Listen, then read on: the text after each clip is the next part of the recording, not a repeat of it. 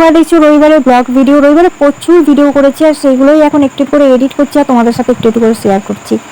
আর এখানে সবাই রবিবারটা আমরা গাছ নিয়েই পড়েছিলাম, চোখের সামনে এই নারকেল গাছগুলো মানে বাজ পড়া নারকেল গাছগুলো কাটতে দেখে কি কষ্ট যে হয়েছে সেটা আর কি করে তোমাদেরকে বোঝাবো। মানে চোখের সামনে এত বড় বড় গাছ, আর দেখো যারা গাছ কাটে তারা এত রিস্ক নিয়ে কাটে, বিশেষ করে নারকেল গাছ, খেজুর গাছ, তাল গাছ, এগুলো তো জানোই কত বড় হয়, এগুলো একই প্রজাতির গাছ আর কাটতেও অনেক সময় লাগে। আর যখন বড় বড় গাছগুলো মানে ওইভাবে কেটে মাটিতে পড়তে দেখি না, তত আরও খারাপ লাগে।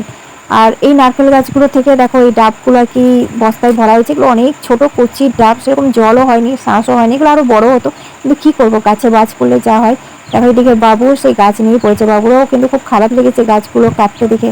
কার না খারাপ লাগবে বলো, ঘরের গাছ, ঘরের গাছ তো সবই গাছ শখের গাছ হয়, মায়ের গাছ হয়, তো মায়া জড়িয়েছিল, কিন্তু কি আর করবো বলো, করারও কিছু নেই।